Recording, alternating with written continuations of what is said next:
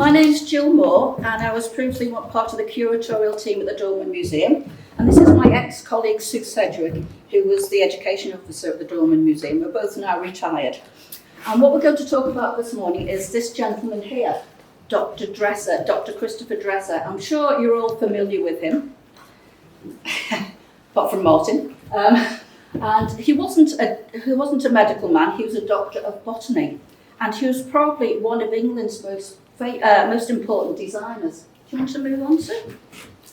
And there have been quite a few books written about Christopher Dresser. And if you look here, some of the titles.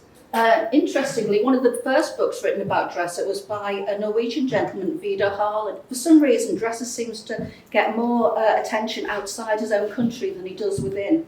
And if you look at see the book with the blue background with the teapot on, that is Christopher Dresser, the People's Designer, and that was written by a gentleman called Harry Lyons, who is quite important to our story today.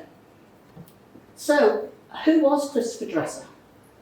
Well, he was a designer, very much like his exact contemporary, William Morris, both born in the same year, 1834, both designing for the home. Christopher Dresser, like William Morris, he designed textiles, he designed furniture, he designed metalwork, he designed glasswork. In fact, anything you would want for your artistic home, Christopher Dresser could supply. And there are collections of Dresser's work throughout the world. The National Museum in Japan, in Tokyo, the Metropolitan Museum in New York, in this country, the British Museum and the Victorian Albert Museum. And the Dorman Museum. Hang on. I was just coming to that. And 2004 was quite an important year. It was the centenary of Christopher Dresser's death. There was an exhibition in Milan. We have some photographs here. You can just see in the background, can you see the photograph in the top left-hand corner, Christopher Dresser there?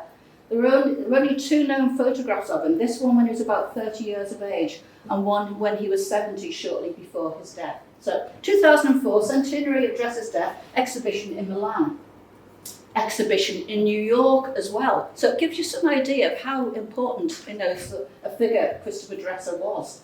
And also, in 2004, the Dorman Museum. So it's a bit like sort of London, Paris, Peckham. We have Milan, New York, and Middlesbrough. And did you know that the world's largest public collection of works by Christopher Dresser is at the Dorman Museum in Middlesbrough, which is really quite exciting. So the story goes back to 2004. Christopher Dresser's main connection is with Middlesbrough. He was the co-founder of Linthorpe Pottery. And at the time, 2003, 2004, the curator at the Dorman Museum was someone called Ken Sedman. Some of you may remember Ken. And he thought, 2004, Christopher Dresser, Linthorpe Pottery. We've got an amazing collection of Linthorpe Pottery here, but Dresser was a lot more than pottery. He designed furniture, he designed textiles, wallpaper, carpets, metalwork. We're not really doing him justice by just having Linthorpe Pottery here. So around about this time, Ken Sedman thought, right, we need an exhibition here to sort of to promote Dresser and his designs. So at this point, he got in touch with a gentleman called Harry Lyons. And you remember that photograph I showed you, the books? Harry Lyons' background was that he was in the army for many years, and when he retired, probably in his 50s in the 1980s, 90s, he set up as an antiques dealer in London. And he kept seeing these articles coming through, these objects that didn't look like your typical Victorian design. They were quite futuristic in a lot of ways, and he got really interested in discovering more and researching Christopher Dresser. So he'd just written this book about Christopher Dresser, the People's Designer. Ken Sedman got in touch with him and said, we would like to have an exhibition in Middlesbrough, but we haven't got anything apart from pottery. Can you help? And so Harry came to the rescue. He loaned items from his own collection. He also had lots of connections with other collectors and sort of museums. And so we had an exhibition in 2004 called Christopher Dresser, the First Independent Designer. And I don't know if anyone remembers that, but that was basically the start of this sort of interest in Christopher Dresser and his work.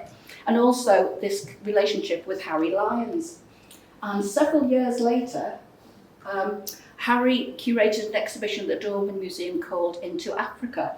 And Christopher Dresser had designed these items here, these textiles, for the West African market. These were designed in the 1880s. And when you look at them, it's not really what you'd expect from a Victorian designer. And Harry had discovered that these were being printed in Manchester and exported to West Africa. And these are based on the African creation story. So this was a sort of start of this sort of, Harry and his collection and supporting the Dorman Museum and the collection. And Harry had wanted to think about the future of his collection. He knew that if anything happened to him, it would probably end up being sold and leaving this country. So he really wanted a permanent home for him. So that's when this sort of ideas started to raise some funds to create a gallery at the Gill Museum dedicated to Christopher Dresser.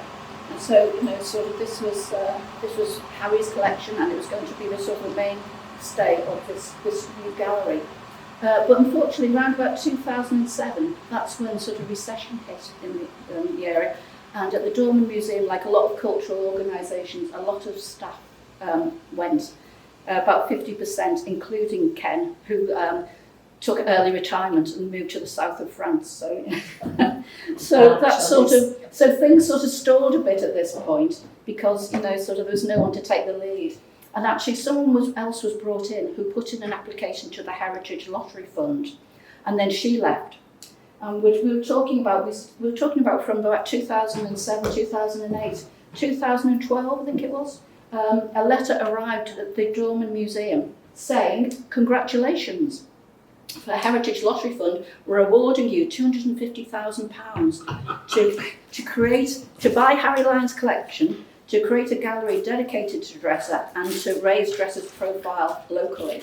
But we want you to raise another £100,000 first." And this is where myself and Sue got involved around about this point, because there was no one else basically to do it. And it was a lot of blood, sweat and tears, sending letters, application letters in, being rejected, resubmitting. But eventually, the Victorian Albert Museum their purchase grant came to the rescue, also funding from the lottery and the art fund. And we actually raised the money just in the nick of time, because they were about to sort of rescind the offer. And we managed to get the money together to buy this collection for the Dorman Museum and for Middlesbrough. And so Harry Lyons, I went down with one of my colleagues, Louise, to wrap the collection. And we went down to St Leonard's-on-Sea. I don't know if anyone knows St Leonard's-on-Sea in West Sussex.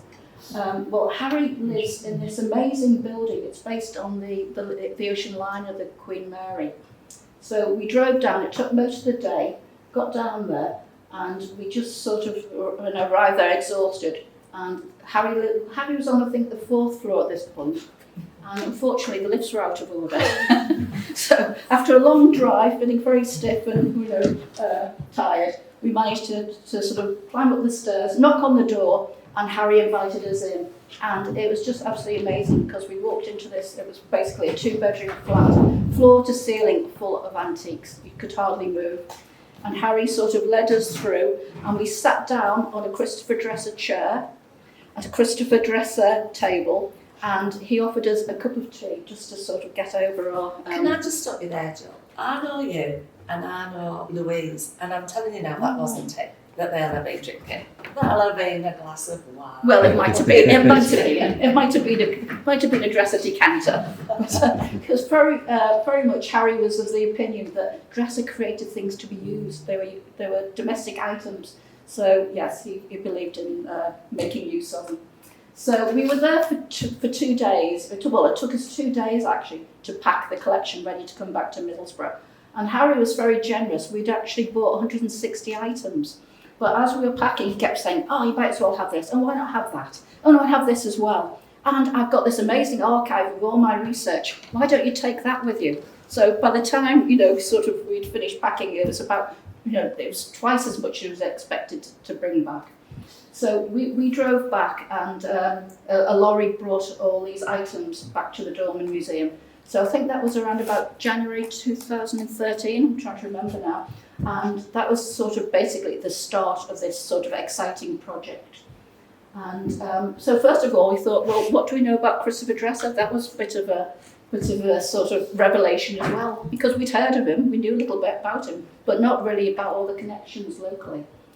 Do you want to? Yeah, and especially as part of the bid was that we had to raise his profile, but we also had to deliver a schools programme to go alongside it. So we had to develop workshops. We already had some, but we really needed to concentrate on Sorry, Dresser. I can't hear you because you're switching down Sorry. and the sound's being absorbed by the audio. Okay. Thank you. So we had to, as part of the team, really do a little bit of research on the connections with Dresser, because we were going to start doing workshops with children, introducing him to everybody locally. So we went on a little recce to find out where the Linthorpe Pottery actually was. Does everybody actually know where the pottery was?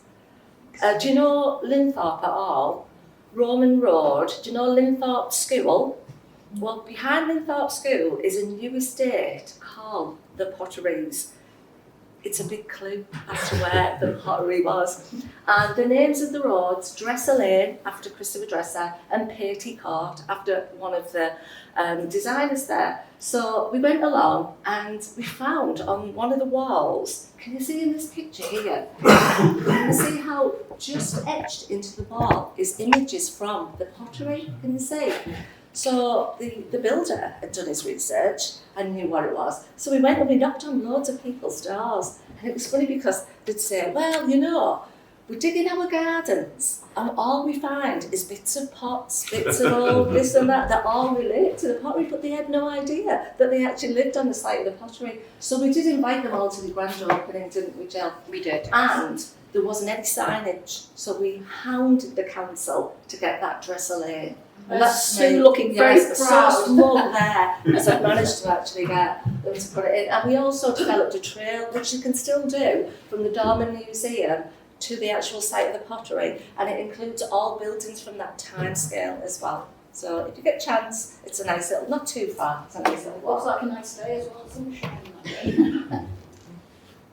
Okay, so we now have this amazing collection at the Dorman Museum. So why is it so exciting? Why are we so proud of having this collection by Christopher Dresser? I think probably, do you want to go? I think probably the best way of explaining Christopher Dresser is by comparing him to his contemporary, exact contemporary, William Morris, who was born in the same year, 1834. Now, William Morris came from a privileged background. He basically didn't have to work for a living. He was educated at Marlborough School, and then he went on to Oxford University, where he became involved with the sort of writings of John Ruskin and the pre-Raphaelites. And basically, William Morris was horrified by what was happening about the Britain industrialising. It was the first country in the world to industrialise. And what was happening, people were moving from the countryside into the towns. All these factories were springing up. There was overcrowding, poor health, and lots of pollution. And he really wanted to turn the clock back to what he saw as the golden age, this sort of medieval period when sort of the craftsman took pride in his work and produced things by hand. In contrast, Christopher Dresser didn't come from a poor background. His father was a tax inspector. And Christopher Dresser was born in Glasgow, also in 1834. But he would never consider himself to be a Scotsman because the Dresser family originated from North Yorkshire. And I'll talk a bit more about that later. And Christopher Dresser, born in Glasgow, the family then moved to Stockton-on-Tees for a while, and then over to Ireland, where Dresser probably had his most of his education.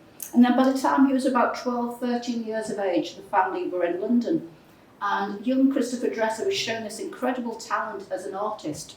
But because he was considered to be the son of an artisan, he could not study fine art. He couldn't draw, he wasn't allowed to study the human form. So instead, there had been a crisis in British design. Basically, although we were the first country in the world to industrialise, our competitors, mainly in Germany, France and America, were catching up, and we just weren't competitive anymore. So the government took this really seriously and set up what they called the government schools of design. And these were the forerunners of the art colleges that we had all over this country. And the first one was set up in Somerset House in London. And Christopher Dresser was enrolled there at the age of 13. which was younger than usual, because basically of his talent. And the idea was to actually train artisans to design for the machine and for mass production. And you can see, just to go back to that, yeah, you can see this is one of Christopher Dresser's studies, because while he was there, he not only studied design, he also studied botany, and he became really interested in botany. And this is one of his watercolours, and you can see he was probably, in his teens when he did that. You can see he was quite a talented artist. And he wrote several books on botany, including one, a simplified book on botany designed for ladies with no Latin terms in it. And he could quite easily have gone on to sort of study botany, but he had other pressures in life.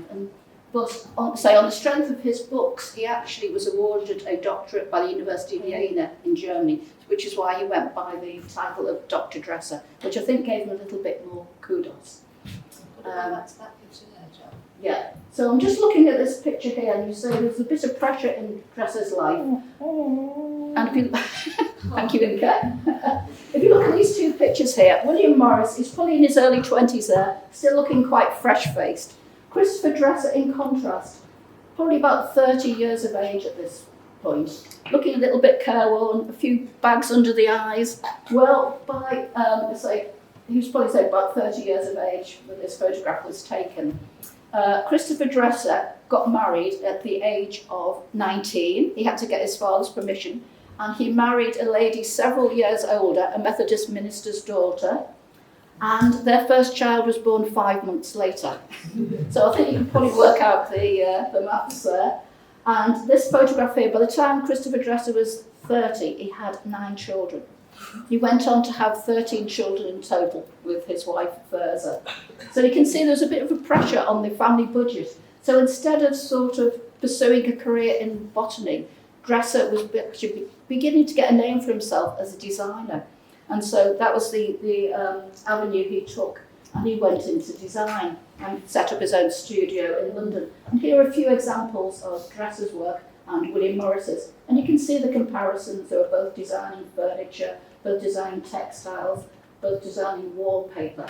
There was a big difference though. William Morris wanted things to be produced by hand. He wanted to be able to see, the proof of the craftsmanship, that the sort of the craftsman's marks. Whereas Christopher Dresser embraced the machine and modern technology. He saw no reason why something couldn't be produced that was well designed and affordable for the masses.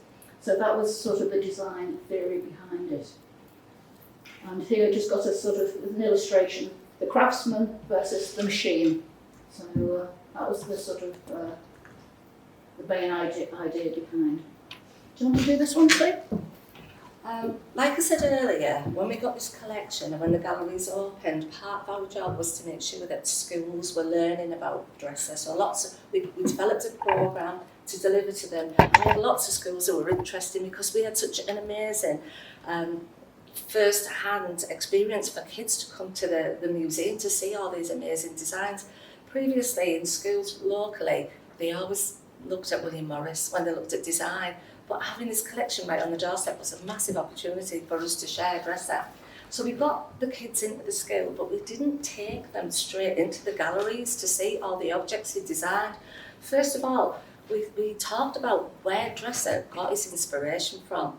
And it was the same as Morris. They both were inspired by nature. And we used these two images here, these two wallpapers, to show them how they looked at it differently. So the one on the far side is a Dresser design inspired by nature, and the one closest to me here is a Morris design. So we asked the kids which one they thought was by Dresser, and we said that what Dresser did was he took inspiration from nature, but he didn't just copy it like William Morris. Look at that, he just basically copied nature. But Dresser was so much more imaginative with the design, and he changed it and he made it simple and stylish. And he did this for a reason. So we would say to the children, which one of these do you think is Dresser? And we'd show them a series of wallpapers that were simple, stylish, had symmetry in them. And after a while, they could tell which one was a Dresser over which one was a Morris. And we explained to them the reason behind that was when they were producing wallpaper, it was very difficult to make it look exactly how it was. So they changed the design so that it could be mass produced in a factory. So you can see, when you look at that far one, you can see if I said to the kids, what does it look like? They would say it looks like leaves wrapped around flowers. But they also noticed that it looked like, well, can anyone tell me, what does that look like, that picture? To you? Anybody? Cogs, absolutely, cogs in a machine. And we think that he's designing for the machine, and he's actually put it in that picture. So it was a fantastic a piece of paper, wallpaper to use to show what Dresser was doing with the natural form and changing it. But the kids got it so much, and I'll talk about that later when they did go in the gallery, they knew what they were looking for. Mm-hmm. Here are some examples of Dresser's work. These are actually all on display in the Dolman Museum. And when you look at them, you think, first impression, this is not typical Victorian design. If you look at the top item on the left-hand side, that is a Christopher Dresser toast rack, which was designed in the 1880s. And I've actually got one. I've actually got one. Yeah. Got it for Christmas, didn't you? And this was actually produced by Alessi, the Italian design company, and so it just shows this 1880s design, and this was produced probably about 2010, something like that. So it's still producing Christopher Dresser design. Just shows, sort of the longevity of them.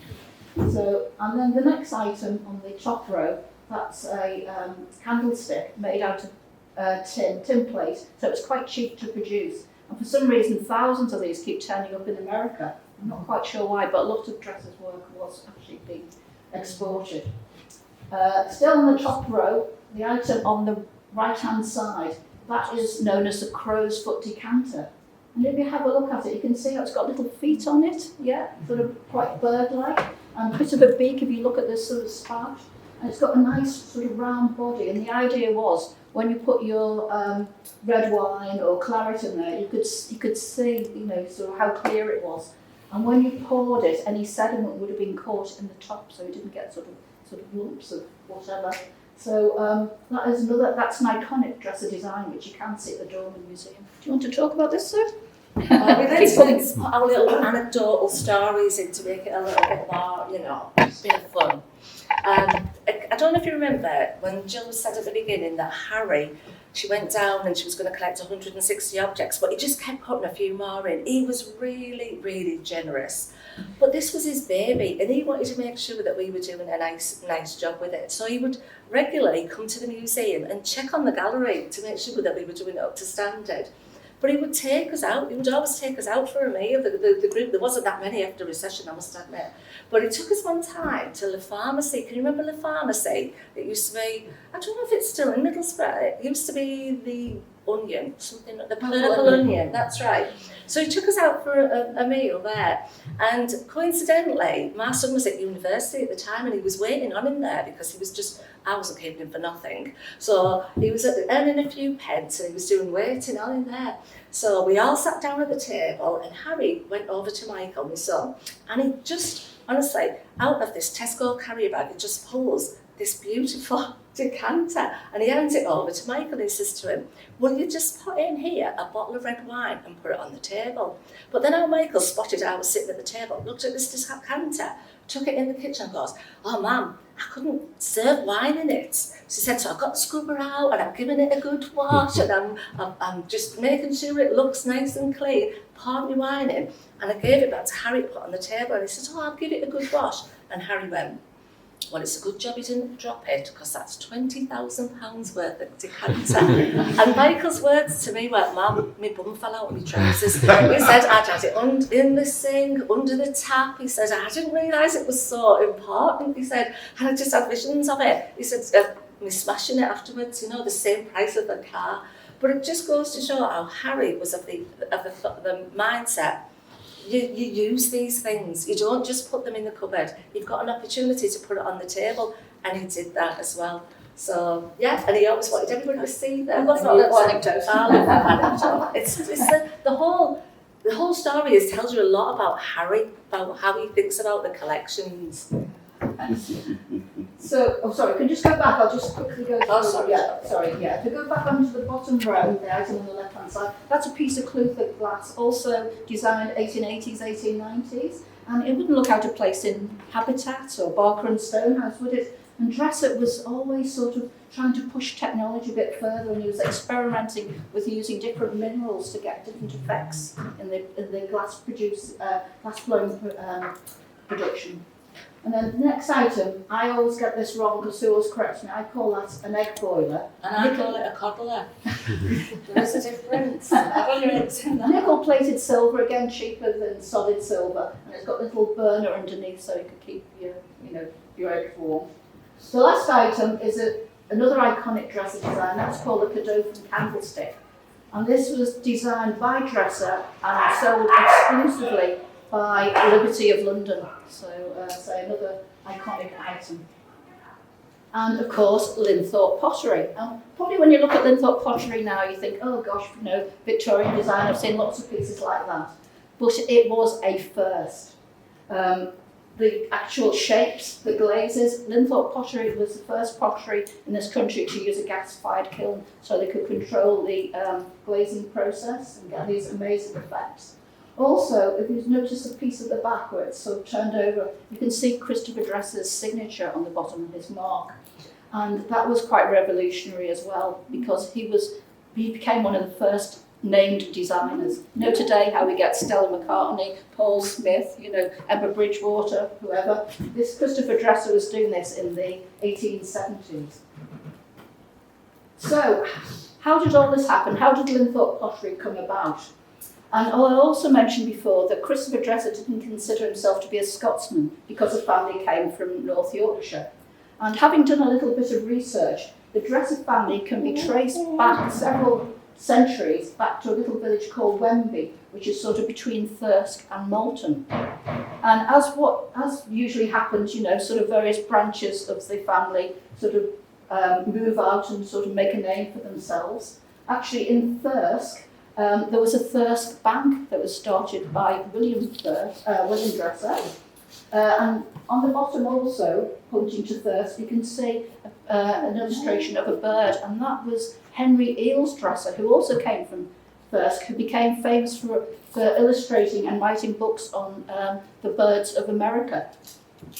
And then if we move a bit further up, I'm sure everyone's heard of Dressers the Stationers. There was a branch in Darlington, one in Stockton and one in Northallerton. I think that might be the Darlington one. But William Dresser, who set up the business, was a second cousin of Christopher Dresser's. If you actually traced Christopher Dresser's ancestry back, William Dresser came from the same sort of source as Christopher Dresser. Someone, a great-great-grandfather called Christopher Dresser, who was living in Wemby in about the 1760s. Moving on to the photograph on the right-hand side and pointing to Middlesbrough, that's a picture of Tom Dresser. And if you know the Dorman Museum, there is actually a statue of Tom Dresser outside the Dorman Museum. Tom Dresser was born in Pickering. When he was quite young, his family moved to Middlesbrough and bought a newsagent's business. And then during the First World War, Tom Dresser joined the Green Howards, and he was actually awarded the Victoria Cross for bravery. And he is also from the same family. So you can see why there are connections and perhaps why this Dresser collection belongs in this area, because of the family going back several generations. So how did Linthorpe Pottery come about? Well, Christopher Dresser was a very busy man. He was writing books, he was designing for over 50 different manufacturing companies. He was lecturing. And we believe he gave a lecture in Whitby in about 1874 to the jet miners. And a gentleman called John Harrison, who owned a brickworks in Linthorpe, attended that lecture. And he invited Christopher Dresser to give a similar lecture in Darlington at the Mechanics Institute. And so Dresser was very much a supporter of the Mechanics Institute. He believed very much in sort of self-improvement, and he sort of really supported them. And he gave this lecture in Darlington in February 1875. which is presided over by Henry Pease. You're probably all familiar with Henry Pease, who developed the point that John Harrison invited Christopher Dresser to go and see his brickworks in Linthorpe. 1870s, there was a recession in the area. A lot of the ironworks were closing down because they couldn't keep with the competition from abroad.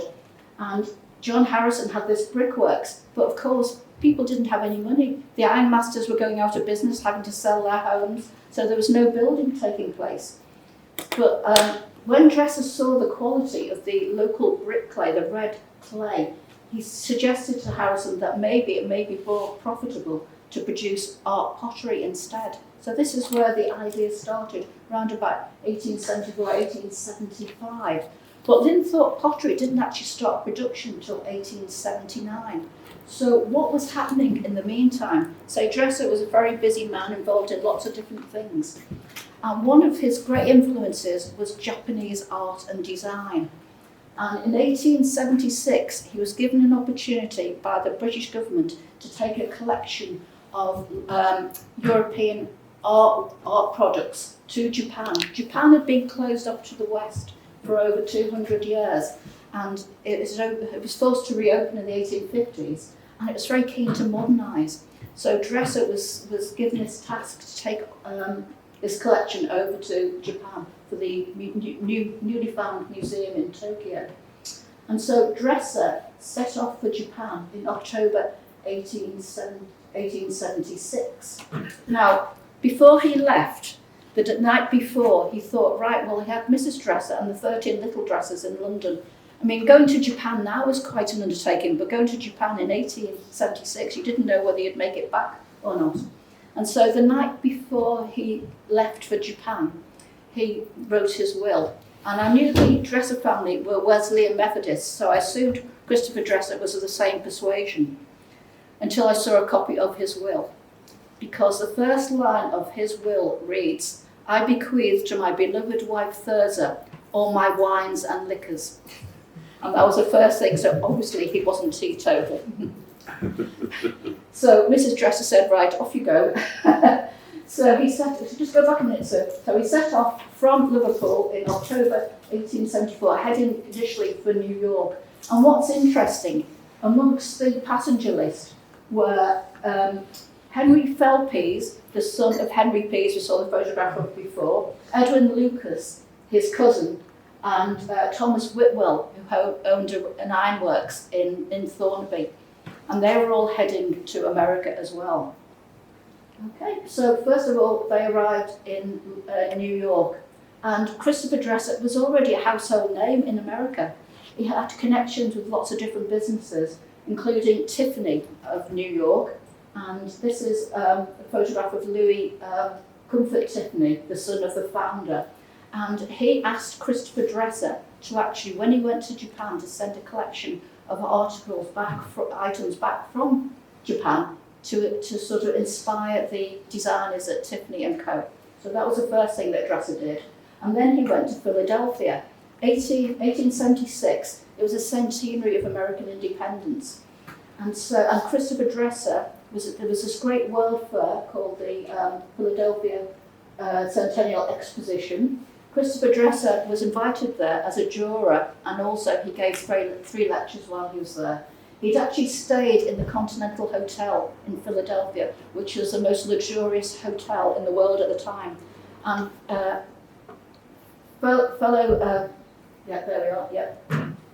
fellow travellers who were also stayed with that little group of Quakers, the several members of the Pease family were also there. They were there for the Centennial Exposition as well. And from Philadelphia, Christopher Dresser, he went to Chicago, he went to Salt Lake City, and he went to San Francisco, right across America. I mean, this was still the Wild West. It was literally months after the Battle of the Little Bighorn. And he arrived in San Francisco about 6 weeks later, having covered about 2,000 miles. On his journey, he'd actually stopped off at several places to oversee the production of his wallpapers in America. When he got to San Francisco, he met up with a Japanese delegation who'd also been to Philadelphia, and he sailed with them to Yokohama. when he got to Japan, I mean, this is one of the most amazing experiences of his life. He'd sort of long dreamed of being there. And he stayed in the hotel, stayed at a sort of a really prestigious hotel in Yokohama. And he was really looking forward to immersing himself in Japanese culture. You know, first morning he went down for breakfast expecting to get something like shark fin or squid or octopus or something amazing like that. Instead, he was confronted by black and Cross and Blackwell sauces and what's the other thing? Keeler's marmalade, and all the staff were in European dress because the Japanese wanted to emulate the West. So that wasn't the start he expected. But he actually spent 3 months in Japan touring and visiting different factories. He was also commissioned by the Japanese government to write a report on their industries and how they could improve. And he also wrote a book himself called Japan. It's art manufacturers and I can't even pronounce it now. Architecture, art, and art manufacturers, which is really quite an entertaining book. And in the 3 months he was there, he was sort of visited lots of different sort of cultural places, temples, factories. He was entertained by various people. But while he was there, something awful happened, and you can sense it if you read this book, which you can still buy in paperback, or you can download it off the internet. The Satsuma Rebellion broke out because Japan had been a sort of feudal society, and the samurai were basically the ones that sort of had all the control, and they were disenfranchised, so there was a revolution taking place in Japan. So Christopher Dresser curtailed his visit and came back to England. But he didn't come back the way you'd expect via America. Oh no, he went to China, he went through the Suez Canal, he went through France and back over to England, getting back in May of the following year. And that is when Linthorpe Pottery really started to gather momentum. And Dresser's idea was not just to set up a pottery in Middlesbrough, it was actually an art complex that would also produce wallpaper and glass. And that is a share certificate. You probably can't see the details, and we don't know who bought these share certificates, but they were £5 share certificates. So, you know, he had great ambitions for Middlesbrough. I mean, it was a perfect place, really. You know, there was a lot of people who'd been unemployed because of the iron industry, so there was a ready workforce. It had good connections. The railway had also, the Stockton to Darlington Railway had actually been extended to Middlesbrough. So it was a perfect place, really, to start a business. But I say it was this sort of 4 or 5 year gap in between the idea starting to set up this pottery and it actually starting production. And in the meantime, John Harrison, who owned the brickworks, had been putting advertisements in newspapers in Staffordshire for sort of experienced potters and artists to come up to Middlesbrough to get things started. And this is a contemporary illustration of some of the first items that Linthorpe Pottery was creating. And it's very much influenced by Dresser's trip to Japan and to China. If we look at some of the designs, you can see here the item in the middle, very much influenced by the wave, Hokusai's wave. Yeah, you can see that, and they've got the dragon here and the blossom. And of course the glazes, I mentioned that Linthorpe Pottery was the first pottery to use a gas-fired kiln. So these incredible streaky glazes were a first, basically. No one else had been doing it until Linthorpe started. And then the shapes as well. Do you want to talk about the shapes, Sue? To continue on from what I was talking about earlier about the kids, before we took them in the gallery, we told them about Christopher Dresser, how he took inspiration from the natural environment. And then I asked them to tell me where they got their inspiration from. So, say for instance these three here, the one on the far side, you'd get them saying, oh, miss, it's a sea urchin, or this one closer to us, it could be a mushroom, or it could be, do you know, we have rabbits, all sorts of things that they would come up with, their own ideas. But that one in the middle there, they all said the same. And I don't know if you can notice it yourself, but doesn't it look a bit like your mum when she used to tell you off on a Saturday? We all used to say, oh, that's our mum, standing there. So it got a nickname in the museum as the Thurza bars. But that was just between us, wasn't it? Yes, yeah. Until we got a phone call, didn't we? Yeah, I got a phone call from an antiques dealer in the south of England and said, the Thurza bars, how did you know it was called the Thurza bars? And I said, we made it up. We called it that. But there are several versions of that. Some of them are quite slim. Early Thurza. And we think that was Thurza, Before first flush of 13. youth before, and then this is Thurza after the 13 children. You can just imagine them on the doorstep, can't you, saying, where do you think you've been? It was amazing to see the kids really start to use their imagination when they were looking at the dresser pieces and see what would have inspired him, and almost always it came from the natural environment. So, I mean, say, Linthorpe Pottery was quite revolutionary. Nothing had been seen like it before. And it was also praised by the factory inspectors because the potteries at this point had a really bad reputation, exploiting child labour, using carcinogenic materials, not very good ventilation. This is the ladies' decorating room at Linthorpe Pottery. And if you look at them, I wouldn't say they looked happy, but they look clean and well nourished. And in the background, there are some Japanese silks that apparently were sent by Christopher Dresser and to inspire the ladies when they were doing their designs. And then we've got the gentleman's decorating room and a similar sort of setup, except they tended to focus more on the classical side. You can see sort of Greek urns and statues in the background. But again, it was a very good place to work. And, when we first started this, we thought Linthorpe Pottery was just a little local pottery. It didn't get much further than maybe the north of England or maybe the south. But actually, doing some research, we've actually discovered that it was being exported all over the world. Found examples of it in Europe, in Canada, in America, New Zealand, Hawaii, you name it, India. It was being exported. It was huge at the time. And there were well over 100 people working for it. And so this Christopher Dresser, he was a co-founder with John Harrison, but 3 years into it, this relationship ended very suddenly.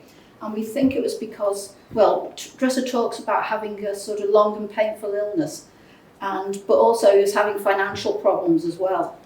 So he was always moving on to the next thing, very, very ambitious. And he actually set up a business called the Art Furnishers Alliance in London, in New Bond Street. And today, New Bond Street is something like the third most expensive shopping street in the world. And I think it was quite exclusive in the sort of 1880s. And Dresser set up this business called the Art Furnishers Alliance, which basically was a Barker and Stonehouse habitat of its day. You could actually buy everything to furnish your house. And he was one of the first people to actually set up room settings so you could sort of visualise how your house, your rooms might look.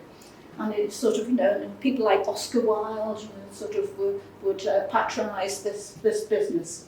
But sort of a few years in, actually, he went bankrupt.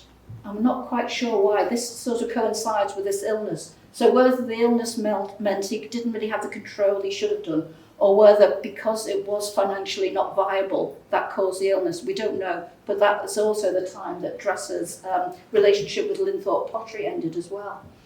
And but what happened, this Art Furnishers Alliance, which was actually selling Linthorpe Pottery and also Linthorpe wallpapers. I mentioned about the prospectus. Yeah, they were going to produce wallpaper. We know that they actually produced wallpaper and it was being sold in London. And so Dresser went bankrupt, but he had some quite influential friends. And one of his friends was called Arthur Lazenby Liberty. And so he took actually a lot of the contents of this shop and sold it at Liberty. He also gave Dresser work as a designer for Liberty. Here's some of the items that Dresser designed that were sold exclusively at Liberty. And you might recognise this. This is Hera, which is Liberty's signature design, the peacock. That was actually designed by Christopher Dresser, and for many years it was attributed to someone else called Arthur Silver. But Harry Lyons, having done painstaking research, discovered it was initially designed for a company called William Fry in Dublin.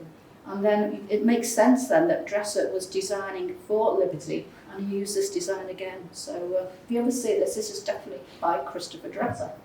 I didn't know in Liberty when I went in though. I went in a few years ago at Liberty and I said, who designed this? And the girl behind the counter said to me, I think it's a William Morris. I said, I don't think it is. And then when I mentioned Christopher Dresser, she didn't have a clue. So we were going to go back down. I know, we need to go back and sort it out, but but this is, yes, it's a fact, yes. I mean, I think it is now quite well known as a Dresser design. I hope the charter. Yeah. So what happened back at Linthorpe? So Dresser was off to sea and John Harrison sort of carried on for a few more years. Never had quite the same success as it had in those early years when he had Christopher Dresser's name attached to it. And very suddenly, 1889, 10 years after the pottery started, John Harrison developed a cold one Easter, turned to pneumonia, and he died suddenly at the age of 46. So, this was a tragedy. Various people in the factory tried to carry on production until it was discovered that John Harrison had embezzled something to the tune, I think it was £42,000 from a Darlington Building Society. So that was it. Yes. How much is that in today's terms? It's millions. It'll be millions. Yes. Yeah. And we think he was probably doing that to keep the pottery going. Buying all this sort of revolutionary machinery and whatever. But that was the end of Linthorpe Pottery. Everything was sold off. But then quite often you'd find in the museum people would come in with pieces saying, "I think this is a piece of Linthorpe." And it looked like Linthorpe, but it wasn't made in Middlesbrough because all the moulds for the pottery and all the a lot of the sort of techniques and glazes and the actual staff themselves sort of went out and worked in different areas. So we've got some examples here. Bretby Pottery. Henry Tooth had been manager of Linthorpe Pottery for a while. He moved to Bretby, set up Bretby Pottery with William Alt. William Alt, they split up. Alt set up his own pottery again. Similarity with Linthorpe Pottery, and also Alt commissioned Dresser later on to produce new designs for Alt Pottery. Bergentops in Leeds. A lot of the potters went down to Leeds and got work there. And Torquay Terracotta down in Devon. Someone called Harry Mayer worked for Linthorpe Pottery. He was a London rep for a while, and then he became manager of Torquay Terracotta and bought a lot of the moulds from Linthorpe at the closing down sale. So again, you'll find pieces that look very much like Linthorpe, but were produced in Devon. So again, Linthorpe's legacy carried on, even though the actual pottery in Middlesbrough closed. What happened to Christopher Dresser? Well, he carried on for until his sort of 70th around about 70th birthday. He was actually, he died of a heart attack in Mulhouse in France. And he's in an unmarked grave, which is quite sad because it was it was on the border during the First World War. So I think, actually it was in Germany at the time, it's now in France. So he died of a heart attack. He was actually on a business trip selling textiles and he had a heart attack. So that's the only other photo. That's the only other photograph of him in his conservatory, sort of shortly before he died. But we have that legacy in Middlesbrough. We have in the Dolman Museum, and these are just photographs of if you know the gallery now, these are just photographs of how it all sort of came about. That's Dolman long steel. Because of Dresser's sort of in connection with industrial design, we wanted to keep it quite simple and quite sort of industrial looking and not sort of detract too much. Has everyone been to it? Has everyone been to the Dolman Museum? Good. Right. And so you just got a few. I don't think they really do it justice, these photographs. You really need to see it in person. And then we have the Linthorpe Pottery collection. Do you want to do this one? Yeah, when we got the money to house the Dresser collection, in the gallery originally was the Linthorpe collection. So where you go now to see Dresser originally was just all about Linthorpe collection. But like Jill said, the collection we got was more than just pottery, and we really wanted to do it justice, so we put it into the bigger gallery. So we took our Linthorpe collection out and we had to house it in a smaller gallery, but there was no money for that. The only money was for the Dresser collection that we got for Harry. So we made our Linthorpe gallery in-house. So our technical person came and he reused all of the old shelving, all the glasses, Louise wrote all the new panels, and Gill and Mary were in there painting, so that we could get this done for absolutely nothing. And I always like to invite everybody to go and have a really good look at this pottery, because there is hundreds of pots there, and I washed every single one. And it wasn't an easy task, I must admit. But there's because there'd been like 10 years of muck on them at the other gallery, and they're so shiny. And even though they'd been in a bigger gallery before, we feel like in that smaller space, you actually see them better. Even though they're all together, they just look so much more. See that further one for me? Oh yeah, all the verses, yeah. They just look so much more easier to see. So we're really quite proud of that gallery. So don't forget, it's still up the road. Go and have another revisit with the Linthorpe collection. Right, we'll just sort of whiz through now what we've got. So this is our Christopher Dresser inspired room setting. Everything designed by Christopher Dresser, including, you can't really see the wallpaper, it's actually a ceiling paper, and we got that from America, because you can buy Christopher Dresser wallpaper in America, you can't buy it in this country. And I mean, from actually placing the order to actually arriving in this country, it took 10 days. And then it got caught up in Middlesbrough for 3 weeks because they couldn't find the paperwork. So we nearly didn't get it done in time. And the night before we opened, the curator at the time was up a ladder hanging that wall. It was that I'm glad it didn't. He did a good job considering. You can't see the joints. Yeah, the stress, yes. Yeah. And so, so we're trying to keep sort of Dresser's, what's the word? Profile is links, going. So we've had several sort of what we call Dresser Fest. We used to be involved with Teesside University. We're no longer, but we're sort of keeping sort of 4th of July is Dresser's birthday. It's a great day, isn't it? So we've had these sort of Dresser Fests where we've actually sort of celebrated Dresser's designs and all he means to the local area. Want to move on? And we actually, during COVID, we had one. We have a museum in Denver, Colorado, who have a collection of Dresser pieces, and we did a sort of joint thing with them during the COVID, and we're still keeping that relationship going. In fact, one of the curators is coming over in this summer, so we keep on going. We had one in London as well, another Dresser Fest, where we have sort of speakers, experts on various aspects of Dresser's work. And even this year, we've got a trip to Stoke-on-Trent to see some of Dresser's designs for Minton and for Wedgwood. So all the time, we sort of keeping Dresser's name out there, really, and promoting the work he's done. So I think, we're very proud of actually having this collection in Middlesbrough, which is the largest public collection of Dresser's work. And the largest public collection of Linthorpe. Yes, yeah. And it's the only gallery totally dedicated to Christopher Dresser. So if nothing else, we just sort of implore you to go and sort of see it again, and perhaps you'll see it with different eyes now when you know a little bit more about the background to it and the story. But it's open how many days a week? 6 days a week? Don't go on a Monday, and don't go in the summer holidays, because it gets a bit crazy with kids as well. If you want to really enjoy in peacefully the gallery, just avoid the holidays. But on Mondays. Yeah. So and there's a gorgeous little tea room as well. Yeah, Dresser's tea room. Fantastic. Yeah, so I think that's probably all we have to say for the. Oh, sorry, got. Can you plug the society, because we've got the secretary sitting there? Oh gosh, yes, of course. Would you like to say anything, Martin?